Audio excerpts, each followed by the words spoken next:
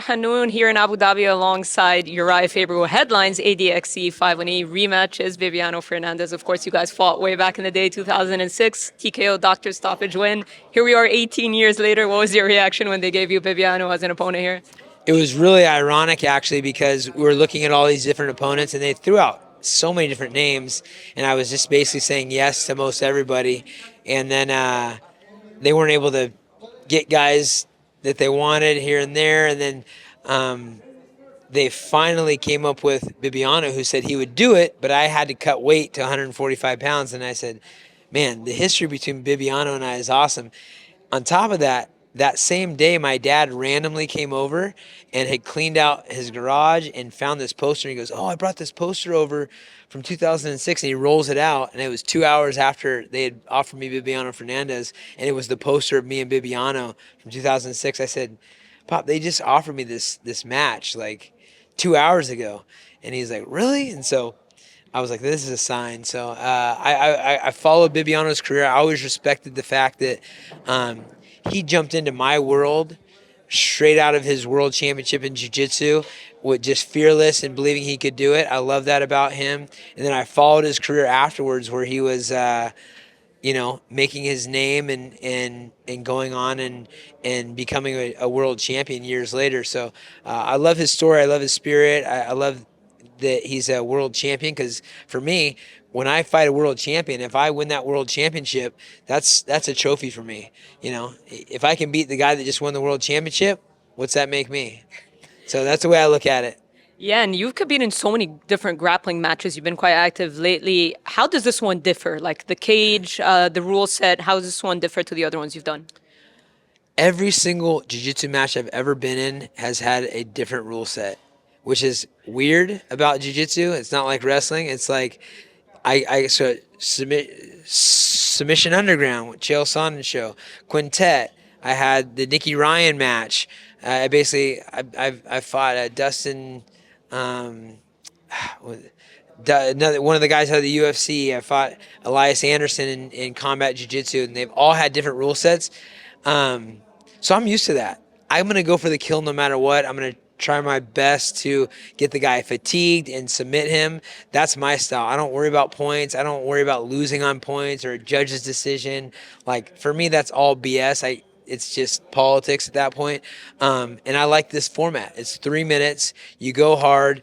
I don't love that there's a 1 minute break in between, because I feel like that's too much time to rest. But it's going to force us to be extremely technical and aggressive in those 3 minutes. So I like that. Correct me if I'm wrong, you're still under UFC contract. You still get tested. Yeah.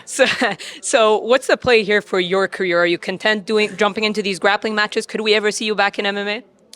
I mean, you never say never about anything, but, I just did turn 45, and I don't think it'd be the smartest thing to do. It has to be the exact right matchup or the right payday. But those options are always out there. I'm an anti-drug guy, so I like, just putting that out there, and so it doesn't bother me. But I'll probably take myself out of the testing pool here very soon. They don't come knocking at your door super early or anything, or they do? They do. Yeah. It's far and few between, but yeah, it's still irritating, but you never want to miss out on an opportunity. Absolutely. And in terms of grappling matches, do you have any kind of dream opponents? Because we're seeing a lot of notable MMA names, especially at ADXC. So Yeah. maybe you and Dominic Cruz, TJ Dillashaw. Could we ever do you have any dream matchups here? No, not really. I mean, I feel like this is I like the stuff with history. Right.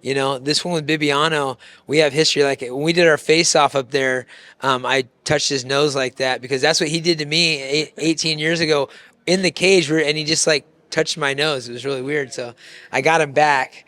But I like the history of stuff. I also like to sometimes go against some of the young talent.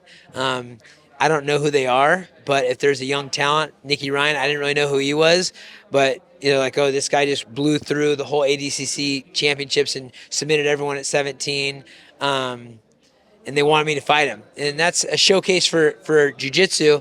And of course, they're going to want him to win in that scenario for jiu-jitsu, but for me, that's just a lot of fun. So I'm going to continue to test myself, take on the young up and comers, guys with history, maybe a match with like a Dominic Cruz or somebody like that. But we had our beef, man. We that's old news, man. Yeah, and let's talk about some MMA. Are you going to be at the UFC fights on Saturday? Yeah, yeah. Okay, what do you think of the main event between Umar and Corey? How do you see it playing out? Oh man, I love Corey Sandhagen's spirit and the way he approaches the fight game. That's the same way I was. You don't turn down fights. You don't shy away. You don't try to politic. And he's very tough. I mean, I know how tough Song Yadong is in that fight with him and Corey Sandhagen. I thought the TJ Dillashaw, Corey Sandhagen fight could have gone either way, and TJ's a killer himself, wrestling and striking. So I'm rooting for Corey, but the young lion is very fierce, and he probably has a slight advantage especially on the grappling side. But Sandhagen is a driven and focused and tactical guy. He's like one of the MMA nerds. He's going to be much better than he was the last time he fought. I can guarantee. And the championship fight between Merab and Sean O'Malley was made official finally for Noche UFC. Sean O'Malley's a slight underdog. Are you surprised by the odds? I would not have been. I would have been surprised by the odds. I would not have been surprised by the odds had Merab not done what he did to Cejudo and Peter Yan. I mean, and as far as the grappling goes, I mean, he's a master class of grinding dudes out. Like, I mean, not the most technical, but like just mentality wise, he's a guy that could give Sean O'Malley some trouble. And I think Sean O'Malley's technical jiu-jitsu and his coordination and his wrestling are way under-celebrated. He's a very good jiu-jitsu practitioner, but fatigue makes cowards of us all.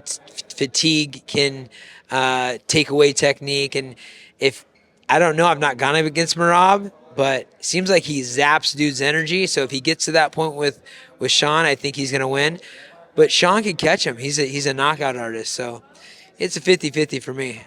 And we'll wrap up with Song Yadong. There was some chatter online between him and Henry Cejudo. Any update on Song Yadong? And is that a fight you'd like to see for him next? I like Cejudo too, so I wouldn't like to see that for Cejudo because I think Song would whoop him. And I think Cejudo maybe knows that. So I don't know that fight's going to happen. You have to have two people sign on the dotted line. It was thrown on the table for the Sphere. I think Cejudo maybe was injured. And so we're waiting on what's next for Song. And any of these guys, I mean, nobody wants to fight Song. It's like the whisper campaign to stay away from Song Yadong, and there's good reason for that. So that belt will be, back in the gym, hoisted high in China and California. So whoever's next, let's do it. And one last one, actually. What is your personal favorite memory of yours in the octagon? My personal favorite memory, it'd have to be my first Jens Pulver fight. I visualized it so much. Jens Pulver was the first UFC champion. He's someone I respected a lot. It was the first time I really got to showcase my hands. No one had really seen me box or kickbox in a long-term fight before that because I was submitting everybody quickly. And first time I came out to California Love, first time I had the cornrows. It was kind of an iconic moment for me. Oh, you're right. I really appreciate the time. Thank you so much, and best of luck Friday night. Thank you very much.